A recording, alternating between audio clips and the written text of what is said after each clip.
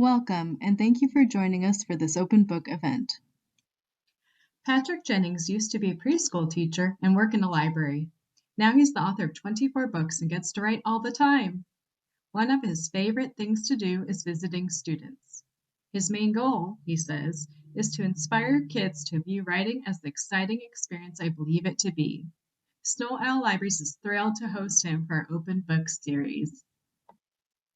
A book list with Mr. Jennings' print books and suggestions for what to read when you run out of his hilarious books is available on our website and in the event listing. A link to this book list will be posted in chat at the end of the program. If you would like to purchase any of Mr. Jennings' books, please support our local independent bookstores, the Book Rack in Oak Harbor, Moonraker Books in Langley, and the Edmonds Bookshop and the Never Ending Bookshop, both in Edmonds, are great choices. Or try bookshop.org to find your favorite independent bookstore. This event is being recorded.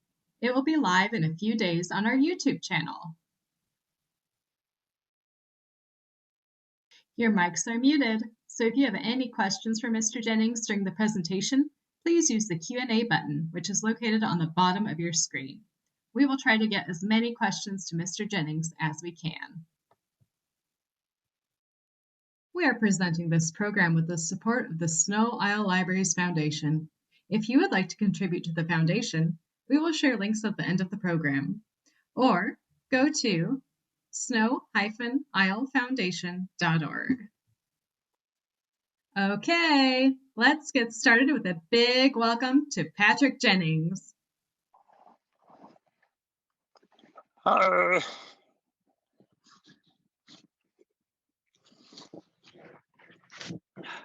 Hello, everybody. It's me. It's great to see you. It's the Rock'em Sock'em something or other reading challenge 2021. And I'm pleased to be have one of my books on your reading list. This is, I think, my 5th time being a part of the reading challenge. It's also the first time I've done it from my writing studio. Welcome to my writing studio. Here it is. I write my books here. I actually have young writers come into this room on Wednesdays, or I used to, and they would just come and write books. And out the window, I can see the Puget Sound. I can see Port Townsend Bay. And I'm in beautiful Port Townsend, Washington, which I'll show you a picture of in a minute. I understand that you guys are knee deep, chest deep, head deep in the reading challenge. You've read the books, which means you may have read this book, which I wrote with this hand, and then later these hands, and this brain, such as it is. And I'm very proud of that. I'm very glad that you guys have all read it, and I'm excited to hear your questions about it. That is one of the big joys of writing a book for kids, is going out and meeting the kids, which we're kind of doing. You're in your home and I'm here. And in a way, that's kind of exciting too. I'll have to say that. I've been doing some of these. I've been doing my school visits from here, which is odd, but we do what we can in this strange situation. See my bike? That's my bike. And that right there, that's my goat. If you want to ask me questions about my goat later, you could do that. And here's some books of mine. The top shelf are the books I've written, and then there's some other books down there. I'm talking alone in a room. As are you, maybe. I don't know. I can't see you. So I'm excited to talk to you today about the book that I wrote, Odd, Weird, and Little, which I wrote quite a while ago, actually. In fact, as you'll see, 20 years ago is when I started it. And I put together a little slideshow to introduce the book to you. And I think I'm ready to start that. Let's look at some pictures instead of me. Let's do that. All right, I'm gonna hit that. and then that. And can everybody see Odd, Weird, and Little? The title, let's just talk about that for a second. Odd, Weird, and Little. Did I come up with the title first or the initials of the words in the title first? The second. As you can see, in fact, when they were putting the cover together, I said, I would really like the first letters in the words to be a different color than the others, so that we could really get started on this idea of a new student in the classroom who may or may not be human. The picture they put on the cover, I was actually a little hesitant about that. I thought that was, I wanted him turned around. And where is his hat? These are things that happen when you have a book published. The cover is usually done by somebody that isn't the author. Okay, here's where I live. This is beautiful Port Townsend, Washington in the distance. And there is the bike. I love my bike. I have always loved my bike ever since I was a kid. I do a lot of riding on my bike. I used to actually carry a notepad with me when I would go out on my bike so that I could take notes. It's a great place for me to forget about everything except for my story. I'll go on a story ride, and as I'm riding, I'll go, okay, think about the story. And fortunately, I'm on just like a trail. I'm not riding with cars. And as I'm riding, I'm getting all kinds of great ideas. And then I have to pull over and take all my notes. Now I've taken to doing it on my iPhone. I just dictate my stories, but I do still stop so that I don't plunge into the sea, which you could see I'm riding right along. It's wonderful because sometimes I'll see seals and otters, lots of bald eagles. You guys just live across the water. You guys know what the Puget Sound is and how marvelous it is. Okay, so the origin of Odd, Weird, and Little, a lot of times when I'm talking to kids, one of the first questions they ask me is, where did you get this idea? And when it comes to Odd, Weird, and Little, that question is pretty big. Like, where did you come up with this idea? Because it is really one of the oddest, weirdest, littlest books I've written. But I'm blaming it on this guy, Edward Lear, who wrote this poem, The Owl and the Pussycat. And if you have ever heard Owl and the Pussycat, or if you've ever read Owl and the Pussycat, maybe you could go like, meow, or whoo, or both. I'm just waiting to see. Yeah, I can't see. Okay, so The Owl and the Pussycat went out to sea in a beautiful pea green boat. They took some honey and plenty of money wrapped up in a 5-pound note. Now, at the end of this poem, because it goes on longer than this page, the owl and the pussycat get married. Yeah, an owl and a pussycat. That does not seem like a good mix to me. The cat would eat the owl, or would the owl eat the cat? But they won't, because they love each other. And so the word I like to use to describe a poem like this is absurd. It's absurd, which is like weird and odd, but it's kind of beyond that. It's like, this can't happen. This is not a thing that ever happens. How is this happening? And there's a lot of books that are absurd. I would say like James and the Giant Peach. It's just absurd. A boy gets inside of a giant peach and meets a bunch of giant insects and ends up flying across the ocean, being carried by seagulls, and lands on the spire of the Empire State Building? Nuts! That's nuts. Or absurd. And I quite like absurd stories, absurd plays. And so I really did set out to write something absurd. And here is The Owl and a Pussycat. So my original idea was that it would be a new student coming to school, and he is an owl. But the rest of the students are actually cats. And it was a preschool picture book idea. Whoops, I just went the wrong way, that one. There's Edward Lear. And when you see Edward Lear, you definitely might think, Toulouse, minus the whiskers maybe, but maybe. And I definitely was thinking about the way he dressed when this is a drawing. He not only wrote poems, but he was an artist, a visual artist, and he drew a self-portrait. And he drew a self-portrait of himself with owls in his beard. There was an old man with a beard who said, "It is just as I feared. 2 owls and a hen, 4 larks and a wren have all built their nests in my beard." And you can see he wears a vest and old-timey clothes. He painted lots of owls. He had birds on the brain, as I do actually. I used to be a kind of amateur birder. I think we're all amateurs, and so I know my birds.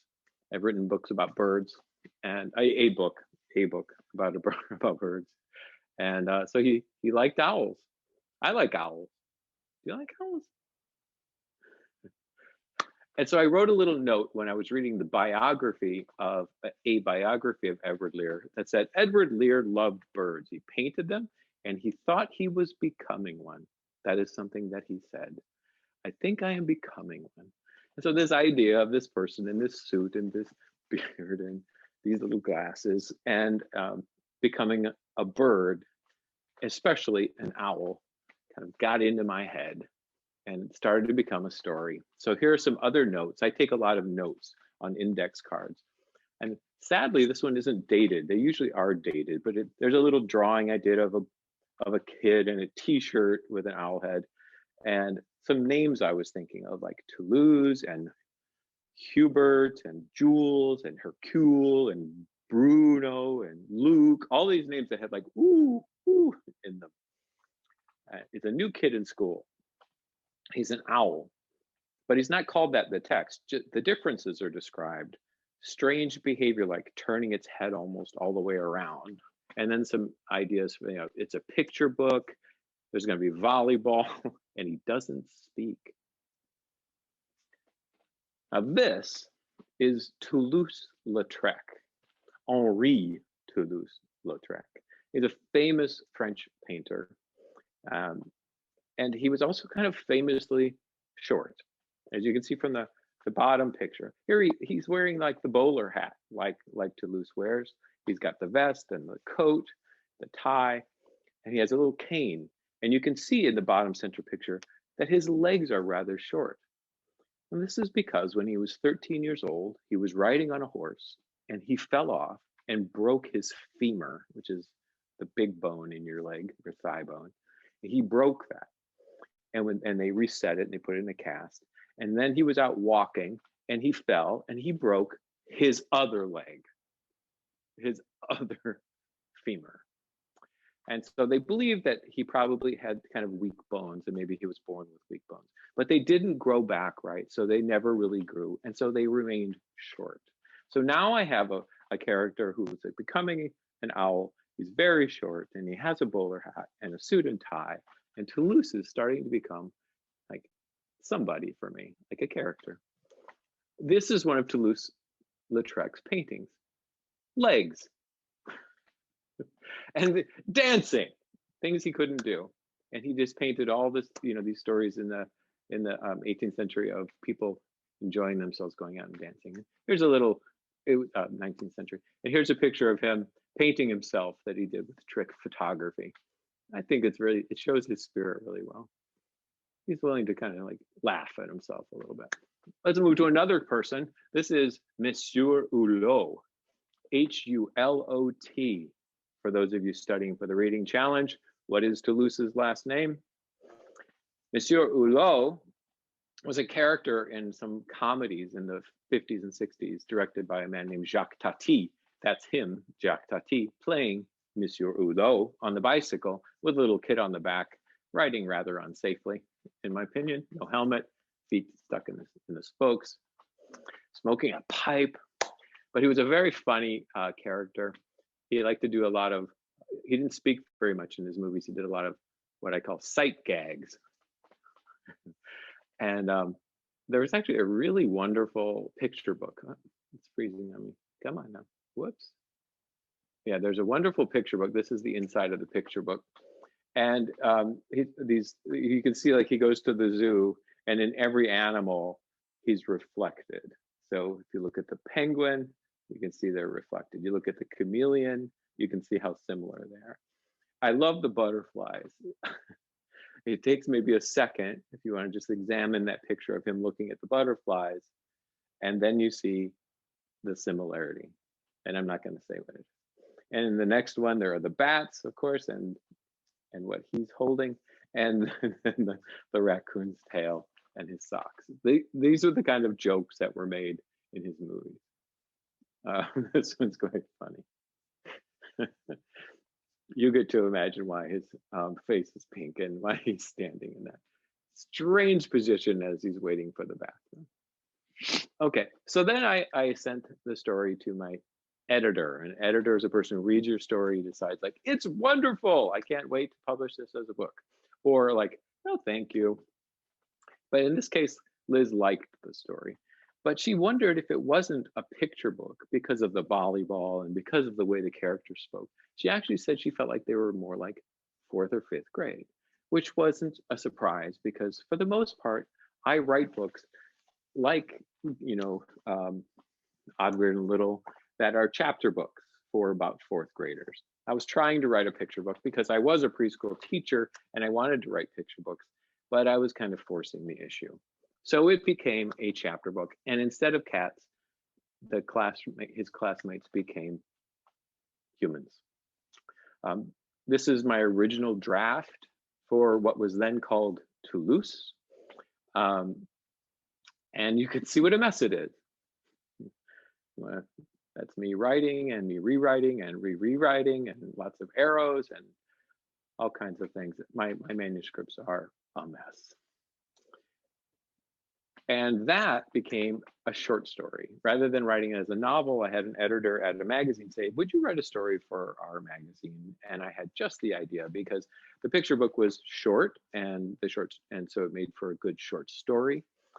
And I submitted it to this magazine and they published it, I think, beautifully. And I love Toulouse in these illustrations. I'll show you a little close up so you can really note all the details. The black leather attaché, the little glasses, the tie, the vest, the gloves to hide. And there he is writing with his quill. I don't know, raise your hand or just laugh out loud if when you were reading that he writes with a feather, if you found that amusing. I'd love to know that. I tickled myself when I wrote that. And there he is, of course, eating the sandwich, which if you finish the book, you know what was in Toulouse's sandwich. So after that, my editor said, could you write this as a book? And I said, I'll give it a try. Now, this little diagram, just that little shape that you see in the center, on the left, it says W, and on the right, it says friendship and respect. And in the center, it says befriending. Toulouse might make matters worse. In other words, if Woodrow becomes friends with Toulouse, then he might become even more popular than he is. He might be considered weirder than he already is. And this was the moment really when I needed to develop Woodrow, because Toulouse is one thing, but Woodrow is really the main character. And so I had to get to know Woodrow better. And this little diagram is a way for me to understand the story. On the left, I put the character and I put an obstacle in the center, and then I write what they're what their goal is, what their desire is, what they want. In every story, a character really wants something. And so I use this diagram all the time, and I use it usually when I do school visits. And I often create stories with the kids who are in attendance. Here's another one of it. I do several of them during the story because things keep changing. And so you can see more about Woodrow. He's going to try to become friends with Toulouse. He's going to defend Toulouse. These are the things that he's going to do to achieve the friendship that he desires. So then I met this kid. He was the son. I knew him actually for a long time, but I knew him actually since he was a kid. and he was the son of a local teacher who was a teacher, in fact, my daughter's first grade teacher. And he told me how his son, his pockets were always filled with things like duct tape and a duck pouch and pop cap bracelets and spools and let's see what else, matches that had the trivia about presidents on them. And he had a semaphore chart. In fact, here is the list that Peter sent me when I asked him. This is an email from Peter. He said, here's the current contents of Tate's pockets. A 4'6" rope, a rubber ball, a protractor, a small roll of yellow duct tape. These are things that were in this boy's pockets. And I decided that this was going to be how Woodrow, this was going to be Woodrow. He was going to have these. In fact, making things out of duct tape. I'd like to show you something here for a moment, if you can see me over on the side. This is a duct tape hat that Tate made for me based on Odd, Weird, and Little on Toulouse. This is like Toulouse's hat. Doesn't quite fit me, but Tate, when he finally went to prom, wore a duct tape tuxedo. Wonderful kid. The book is dedicated, if you look, to Peter and Tate. Then I started talking to teachers about their schedules, like what does a school day look like in a school today? And so they wrote down all the things that they do, and then I created Woodrow and Toulouse's day from that. And then I started the story, and of course I started with the table of contents, because I do love writing table of contents. When I was a kid, I loved reading table of contents. And if you're very shrewd, you probably noticed that when you looked at the table of contents in Odd, Weird, and Little, when you read down, it's OWL, OWL, OWL, OWL. So my challenge was every time I had a new chapter, it had to start with the right letter. And I was definitely going backwards there. There's a lot of jokes and a lot of wordplay in this story because I'm a word geek, and I can tell you some of them later. And then I finished it.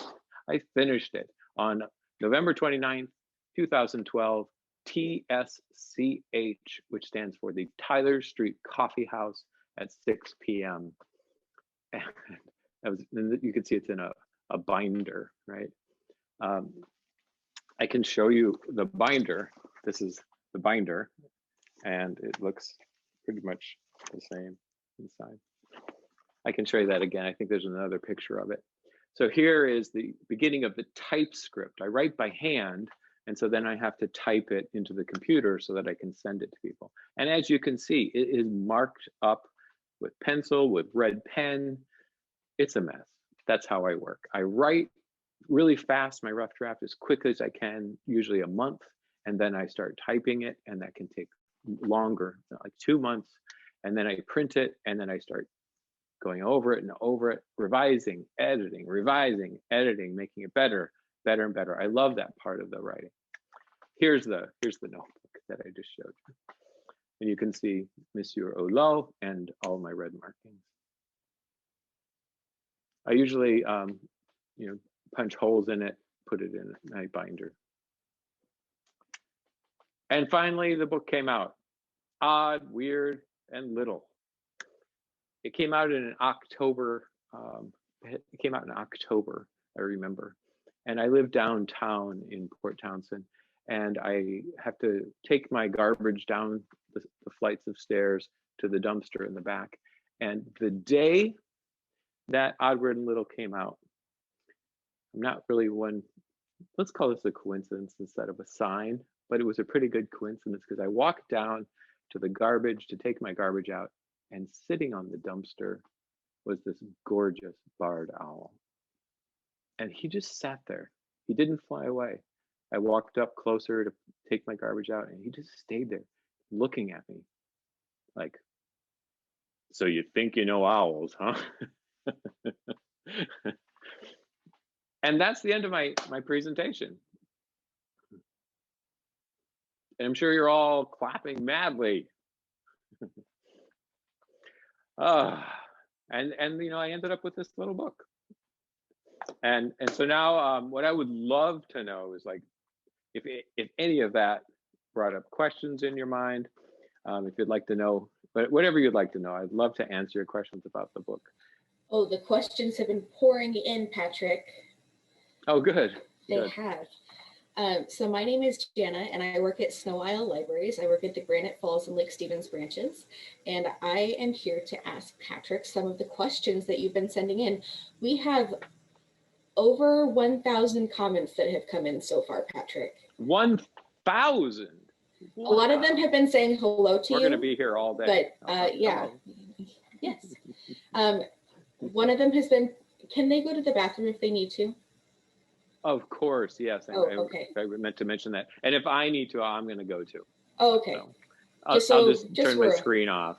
Just so we're all clear. Okay. I think I'm going to be okay. Do you like owls, and do you have a favorite kind? You said that you were a birder before. Do you have a favorite kind of owl? Well, the great horned owl is pretty astonishing as a creature. It's like they call it the tiger of the sky. So I'm kind of, when I think of it, I think, wow, that's a powerful creature, and it flies silently. Do you know this about owls? Like their feathers are cut so that when they swoop down to get a mouse or something, they make no sound. They make no sound. The mouse doesn't have a chance. And I feel like that's a pretty impressive adaptation. However, I mean, come on, the little pygmy owls. They're super cute. You kind of want to tuck them in your pocket. You know? Yeah. Yeah, they're adorable. How long have you wanted to make books for kids, and what got you interested in becoming an author? Who asked me that question? Does it say? I don't know. They were sent to me by the staff, and it's probably buried down there in comment 400 somewhere. Okay. I just thought if I knew, I could say, hi, thanks for the great question. Well, I didn't realize until for a long time that I was going to write for kids because I don't know, I think I'm a little slow. I always wrote from when I was in like 4th grade. I started writing. I wrote a play when I was in 6th grade. All through college, I wrote essays. I wrote screenplays of films that were never made, and I wrote for magazines, a magazine, and then I started teaching preschool. And once I started teaching and I started reading books to kids, I realized how much I love them, and so I went back and read some of my favorite books from when I was a child. So at the time, I guess I was about 31. And I was reading James and the Giant Peach, which I mentioned earlier. And I was laughing out loud. And I said, this is what I want to do with my life. And that's what I've been doing ever since. That was in 1992. And so my first book came out in 1996. And I'm off and running. Yay. Thanks for the question. Yeah. Was it fun to write Odd, Weird, and Little? Yes. Yeah. When I write, one thing I do is I create a playlist for myself of music, and I think the playlist for Odd, Weird, and Little is so goofy. I like to listen to it even now if I just want to like have a laugh, and so I wanted it to be fun the whole time. Although I think Woodrow's story is, it can be really heartbreaking. He goes through some really hard things. And if you have ever been bullied, you know how hard that is. I have been. I was bullied as a kid, from time to time. And it's a really difficult situation. And so I didn't want to treat bullying lightly, but at the same time, it's a pretty whimsical, strange story. So I kind of wanted to approach a tough story in a light way. And I did have a lot of fun. I'll mention one of the fun games in the story is that every character's name in the book has the letters O, W, and L in them, in their first name and their last name combined. There is an O, a W, and an L in everybody's name except for one character, Toulouse Hulot. He has 2 U's or a W. Mm. That is deep tracks, right?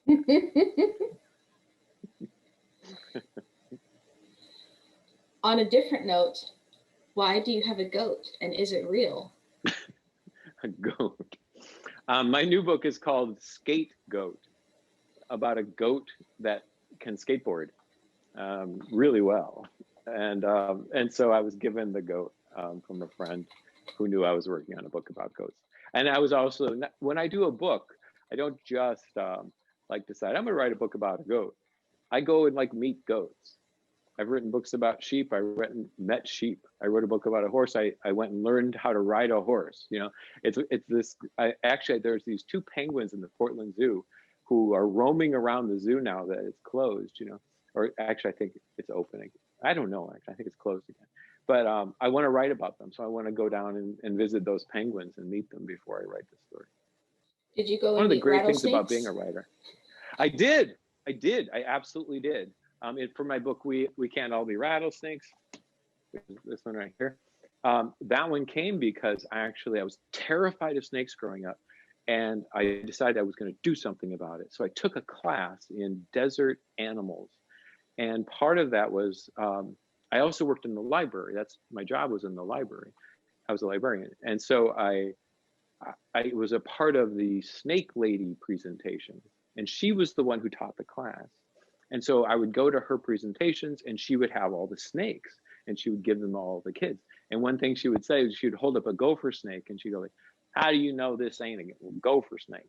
She was from Arizona. She had a kind of a cowboy accent. She lived on a ranch. "How do you know this ain't a gopher snake?" And people would be guessing like, "Oh, it has the wrong pattern. It doesn't have the right diamonds. It's too small. It's too small." "This ain't a rattlesnake because I ain't stupid." Who holds a rattlesnake? So I knew all about snakes. I lived in Arizona. They were everywhere. Rattlesnakes everywhere. So yeah, I do my research. Even dogs. When I write about dogs, I've gotten down on my hands and knees and for a day or two just to see what it's like to be down there. Things like that. Like, the research is fun. Well, you have to hang out with dogs, of course. You do, and you have to spend a lot of time with them. And I don't have one, so I had to go borrow people's dogs. Yeah. When I read your book for Storyphone, I read Mr. Logwood's voice like this. How did you envision his voice? I think that sounds perfect. I think, yeah, I now have a new voice for him. Okay. And do you notice the OWL now? I do.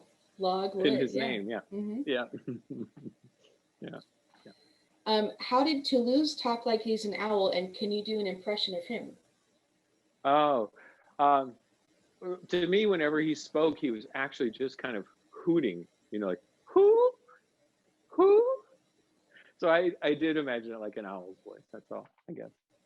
Okay. It's funny. That's a good question too. Like, do I have an idea of what Mr. Logwood sounds like? I've read the book aloud to people before, and so I think I do kind of go into a slow, deep voice. But when I'm writing it, I don't necessarily have a voice in my head.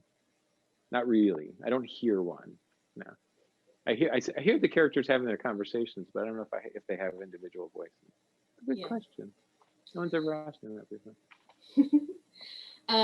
Do we want to get into spoilers, or are we going to avoid spoilers for today? Spoilers? Mm-hmm. I kind of am assuming that everybody has read it. That's what I'm thinking, that are participating in the challenge. However, I know many of you are not participating in the challenge, and so I'll be cagey. I'll do my best. Why did you decide to not reveal in the book that a certain character is an owl? Because to me, that was the absolute fun of it. The fun was like, there is so much evidence, and at home, you guys can imagine, like, what kind of evidence is there that Toulouse is an owl? Like one I mentioned already is that his head turns almost all the way around. Owls' heads don't turn all the way around; they turn almost all the way around. So there's that kind of thing, and there's the fish, and there's the quill, and there's the suddenly he's up in a tree. Mm-hmm. How do you get up there? So I just wanted to keep hinting at it, as that's the joke, really. That's almost the running joke, is that we all know he is. But let's be frank. Owls don't go to school. They don't wear clothes. They don't write. So how could he be an owl? He can't. Hey, you have a duct tape hat. I do. I attempted to make a bowler over the weekend. That's amazing. Do you do duct tape too? I Are you a don't. duct taper? Not typically, but I made a bow tie and a hat just for today. Just for Which, today. I'm honored. just for today. It leads into my next question. Why does Woodrow use duct tape to make everything? Yes, well, that's because of tape. Because I met this boy, actually, like I said, I've known him for a long time, but he Mhm. developed this new habit of building things out of duct tape. And I thought it Yes. was great. You should have seen that tuxedo.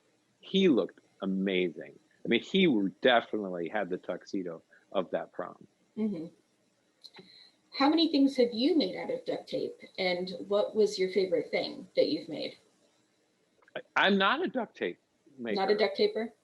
Even after that, I didn't even sit down and make it. I marveled at all the things that tape made. He made this Mhm. beautiful, he gave me a duct tape wallet too. And it looks just like a wallet with all little slots to put your things in and stuff. But no, I'm not a duct taper myself. Do you have a I don't think I've favorite made anything out of duct tape. do you have a favorite pattern of duct tape? That, like, if you Oh, could have um, something made out of duct tape, you would want it in that pattern or color? I did see one once with penguins, and I was very fond of that one. Ooh. Yeah. Mhm. What year did you start Odd, Weird, and Little? Well, the first note in that slideshow I noticed was dated 2001, but I think the one that wasn't dated was before that. So I'm guessing right around there, the turn of the millennium, Mm-hmm. which was Here's a big turn. here's a little bit of a personal question. How old are you? And you can answer this in as silly a way as you like. Okay, all right. Well, I'm probably older than most of the readers. I'm younger than the sun, That's fair. so somewhere in between. I will say this: I have a birthday coming up, so if you want, on February 25th, you could sing happy birthday to me, and Oh, that I'll sounds feel good. it. Yeah. February 25th. Yeah. We can all sing to you at your next event in next That, Saturday. yes. Is it next Saturday? Yeah, on the 20th. Yeah. Yeah. On the 20th, I'll be back here. I'll be Yeah. closer to that. I am getting close to a big one. This one isn't the big one. This is the one before the next big one. It's kind of a big one. Becoming an older writer. Do you A senior writer, an elder. A senior writer. I cook. I definitely cook. I can say that. Yeah, I cook. In my family, there are 4 of us, and we each of us have nights where we cook. I cook 2 nights a week, but I cooked every meal for years before that. Yeah, I like to cook. I cook a lot of kind of like pastas and rice dishes and gratins and what else? I don't know, a lot of different things. Breakfasts. I love to cook. I hope you do too. I didn't cook as a kid. Like I wasn't allowed in the kitchen. And so I didn't learn to cook until I was in my 30s. And it's so fun. It's like science and math and you get to eat it. So cook. Ask mom if you can cook. Yeah. Next one is a fun one. What is your favorite color? Orange. That's the easiest one. Like a lot of times when someone says, "What's your favorite?" I go, "Oh, I don't know. I love so many things, but I have always loved orange. My entire life, my favorite color has been orange. I almost wore an orange shirt today, but yeah, orange. I love Halloween. Love pumpkins. It's a cheery color, isn't it? It's so happy. It's like I just think it's like the happiest color. The owl and the pussycat sailed in a boat. Do you have a boat? No, I should, right? I live on the water. It's always been a goal, but no, I don't have a boat. Do you have a boat? I don't. Done? Yeah. Not yet. I could make one out of duct tape probably, or I just turn the I head love upside down. yeah. A duct tape boat. This I don't know if you know. Edward Lear also wrote a book called The Jumblies, a poem called The Jumblies, and it's about the Jumblies go out into the sea on a sieve, which is like a colander, like a boat made out of a colander. It doesn't go well. Yeah. But I don't think the duct tape would do well either. I don't. Do you play any sports? I do. I play a little tennis, but mostly I ride that. I kind of consider that to be my sport. Oh yeah. And I do some long distance kind of stuff and trail riding and things like that. But as a kid, much different since you guys are kids. Baseball, I love baseball. I wrote a baseball book called Outstanding in My Field. And I just watched it and I played it and I crunched all the numbers and definitely loved it. Played basketball too. I wrote a basketball book called Lucky Cap. Those were my main ones, I suppose. Have you ever dropped your notepad in the water? That's a good question. I've spilled coffee on one. In my first book, Faith in the Electric Dogs, which is right here, it came out in 1996 when I looked like this. Can you see that? Mm-hmm. That was me in 1996. I wrote the final chapter of the book standing in the middle of a river. So I don't know if that counts, but that's the closest, I guess, I came to like getting it soaked. I was standing in a river in Arizona and I went like, I know. And I had my notebook with me because I always do. And I sat there and wrote it standing in the river. The river only went to my knee. But that's pretty close. That's a good question. I will say to whoever asked me that question, no one has ever asked me that question before. And after like 20 something years of doing these, that's pretty good. That one's from Austin. We got a name on that one. Oh, hi, Austin. Great question. From Sunny, Sunny is wondering what happens next in the book in Onward and Little. Oh, I see what you mean. Like in the sequel. Or what happens after the big ending. Yeah, like the ending happens and then there's that feeling, right? Like, oh, what happens next? What happens next? And when you're a writer, I showed you that little diagram. Mm-hmm. The character wants something and they can't get it, so they keep trying. This is a great way for you to actually write a story if you don't know what you want to write about. You just create this character and just really develop them. Ask lots of questions. Like, where'd you come from? Where's your family? Anything. What are your fears? What are your dreams? And get to really know them, and then find out what they want, and then stop them from getting it. Just that's your job as an author. Like, you can't have what you want. So let's see what you're going to do to get it. And then they're going to keep trying to get it. If they get it, that story is over. And so for me, like, that story ended right then. Their life went on. But when you write a story about a character, you pick a story from their life. And if you're smart, you would probably pick like one of the most important ones.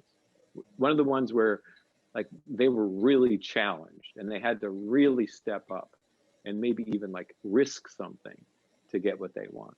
So you tell that, and when they get it, it's over and off you go. Maybe a little bit at the end, just some feel good stuff, and then it's over.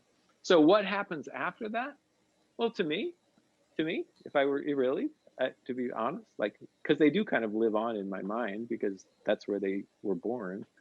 They're friends, and they hang out, and they go fishing, and maybe Toulouse starts making things out of duct tape. And maybe Woodrow tries a mouse sandwich. And maybe the kids at school, I mean, Garrett's not going to change. And Vitus Hubcap is not going to change. But maybe they'll change slowly, maybe they've learned something from this. And there's just going to be friendship. That's what's going to happen next. And then some new challenge will come along. And I have thought about like, what would be the next book? What would be odder, weirder, and littler? The sequel or something. I haven't worked it out yet. I'm still thinking about it. Sometimes I write sequels, like only a couple times. Okay. Just Skinny Dogs 2 and 3. Yes. Yeah. And my first book had a sequel too. And I think that's it. I had a series once of 5 books, but that was definitely a series that I wrote all at the same time. Okay, who's next? 1,000 questions. Next one is, why are you so funny? It's a very serious question. Am I? Why? I think I'm only really funny with kids. I don't know if like my friends around here at the coffee shop and stuff, we go like, funny guy over there, go over there and he'll crack you up. This guy's got jokes. I know that like when I go out and do school visits, one of the reasons I love it is because when I step out on stage, suddenly like it just sort of turns on. I think it also turns on when I'm writing. I will make myself laugh when I'm writing. And I think part of it comes from just a love of words and how all I'm doing is talking, you know, and that's all kind of, that's all. I haven't done any, I mean, I did put a mask on. I did put a mask. So I did use a prop, but for the most part, when I do my school visits, it's just me up on there, you know, talking and maybe drawing and I don't know, just trying to be funny. I like children's laughter so much. It makes me feel good. It makes me feel like they're happy and they're excited. And so I don't know how you get funny. I've read books like that, like how to be funny. And I always thought, yeah, that's not, I don't know. I don't know if you can do that. I like to, you know what? If you want to be funny, read a lot of funny books.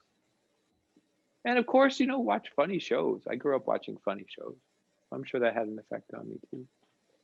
I found that when I was funny, since I was funny in school, you know, I had a lot of friends, you know, and they liked me because I was funny. Not, you know, mean like Garrett.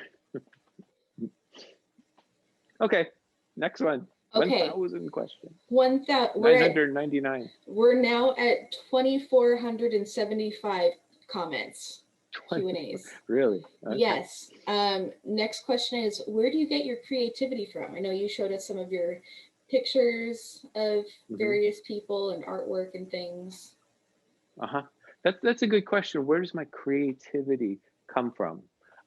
I think that we're all different. Like we all come, you know, with, I don't know how I feel about it. Like I had a daughter. I watched her born and I watched her grow and I saw her like show interest in things.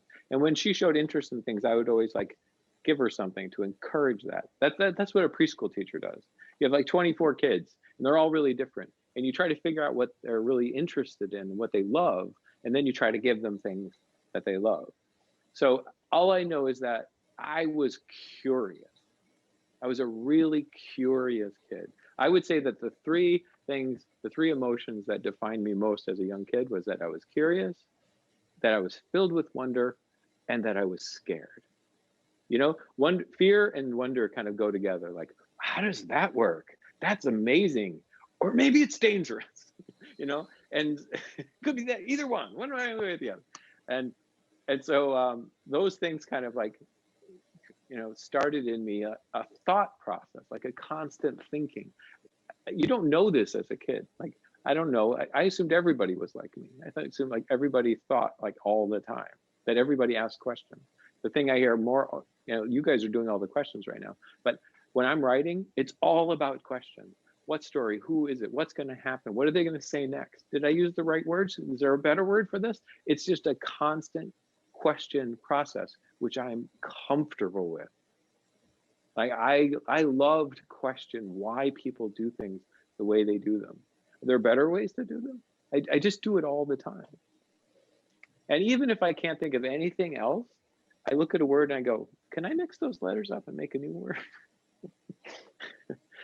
Yeah, I do that all the time too.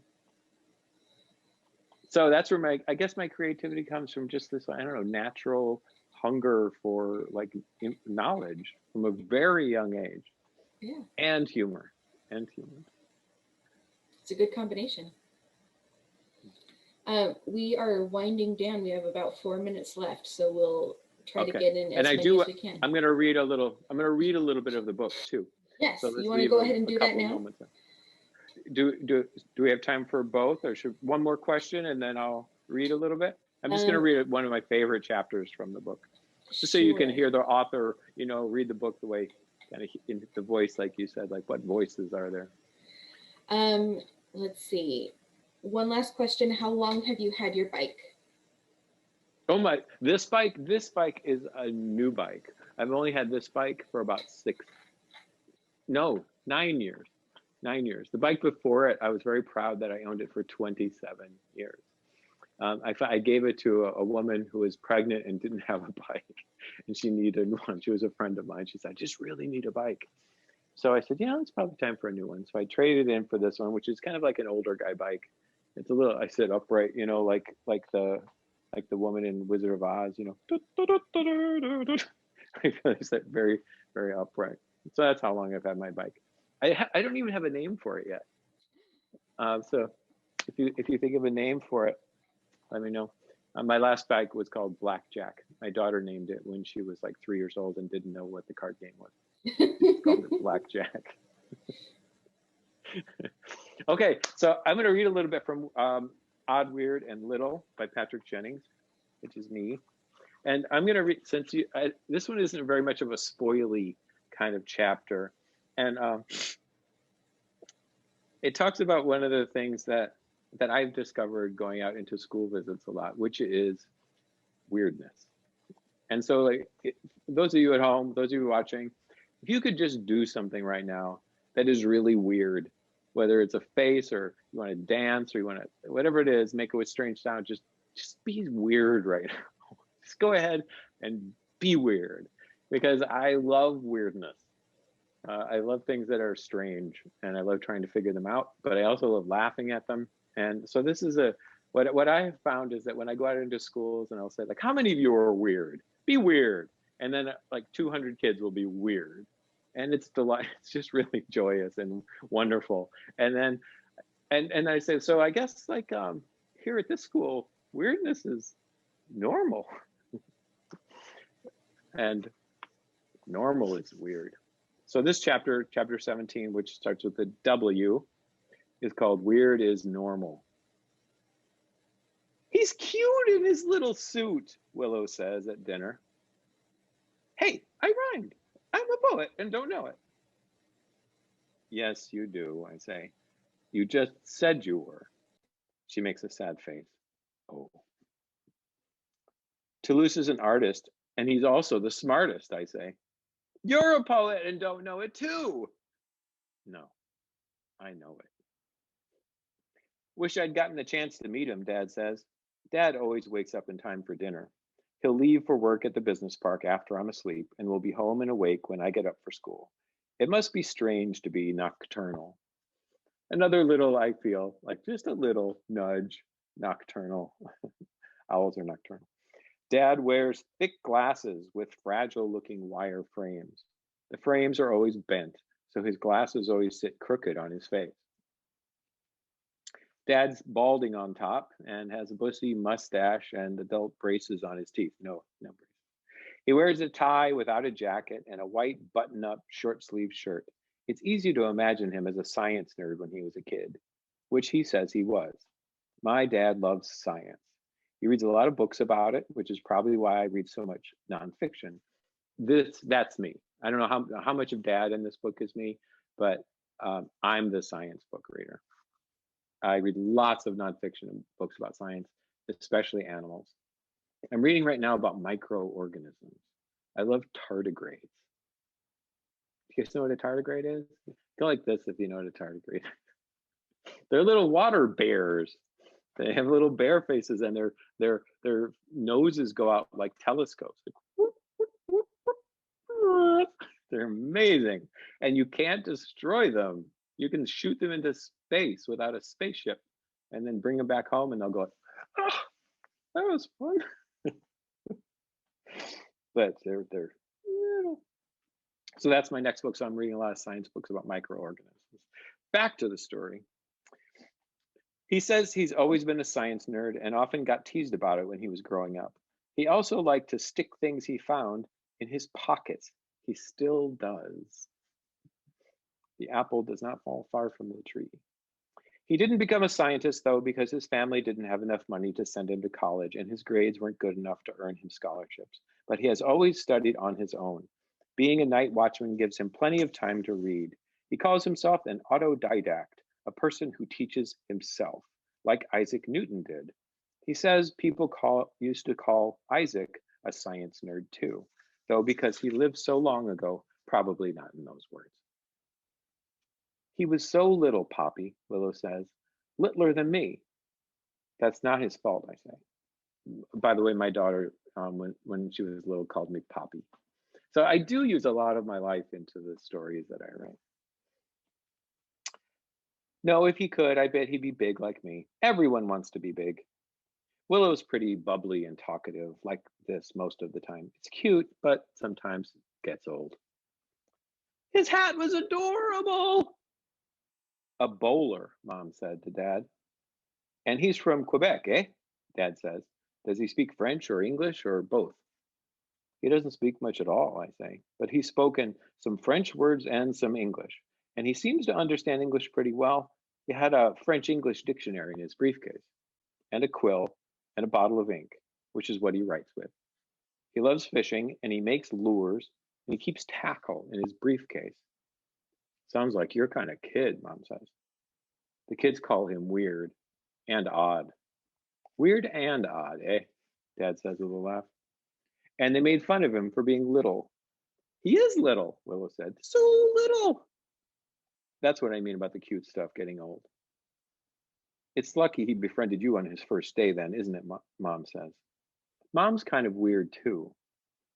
I guess in like her lumberjack clothes and with her muscly arms and neck and her red outdoorsy face. She never wears perfume or makeup or girly clothes. She hates shopping. She loves rock and roll and blasts it when she's driving in her beat-up pickup truck. Not all moms play air guitar when they drive. Mine does. She's normal to me, though. So is Dad. Even Willow, the bubbly librarian. That was another thing for my daughter. When she was little, she took my business cards that say Patrick Jennings author, and she scratched out the word author and wrote the word librarian. And then she set up a library at home and checked books out to me and her friends. And she was weird. She still is. I was thinking of inviting him over Saturday to fish, I say. I wonder if he wears the same clothes on the weekend, Mom says. Dad shrugs. I bet he does, Willow says. So do I say. And that's all. Thank you. And thank you so much for joining me on Zoom today. I know that we all Zoom a lot and we get a little Zoom tired. So I hope that you had some fun. And you know what I would really love is if I heard from you, and you can contact me if you'd like. You can write to me and I will make sure that the librarians know that they have my address, and so they can send it to you rather than me saying it here and you don't have a pen. So you can get my physical address here in Port Townsend, and you can mail me letters filled with questions or stories or drawings or poems or whatever you want. And I promise you, I will respond with, oh, it's right over here. I have a whole stack of them because I've been answering letters from readers. I'll send you a little postcard of Guinea Dog, and I'll write on the back, I'll answer your questions, and I'll comment on your poems and your drawings and your letters, and then I'll autograph it and I will mail it to you. I have done this for 20 something years. I answer every single letter I get. Now, if you're not that kind of, if you don't want to sit and write something, if you'd rather like type it, you can send me an email. You can go to my website, patrickjennings.com, and you can click contact, and then you can send me an email, and I will absolutely answer that as well, probably quicker, to be truthful. And so I would love to hear from you, and best of luck on your studying and I know you're starting the challenges that are beginning today. I don't know how many of you are involved with that today, but good luck to you. Hope do whatever you have to do to get those brain cells like fired up. And I know you're doing it at home, so I know that's different, but I wish you the best. I hope you love all the books in the reading challenge. I hope you continue to go to your Snow Isle libraries. You're right across the water over there. I can see the island and beyond. And I'm thinking of you. Thank you so much for listening. Don't forget, of course, to wear your mask and wash your hands. Be very safe. Take good care of yourself and read like crazy. Thank you. If you want to see more of Patrick, he's going to be doing a comeback appearance on Saturday, February 20th at 10 a.m. So come and see him again for more questions. We also have Kazu Kibuishi coming on Saturday, April 24th at 4 p.m. So join us for more author events. Thank you everybody for coming, and we hope to see you again soon. Have a great day. Goodbye. Thank you everyone for joining us today. Be sure to join us in March for our next youth author event. Young adult author Julie Murphy, who wrote Dumplin', Puddin', and Sweet Pea, In April, we'll be joined by Kazu Kibuishi, author of the Amulet series.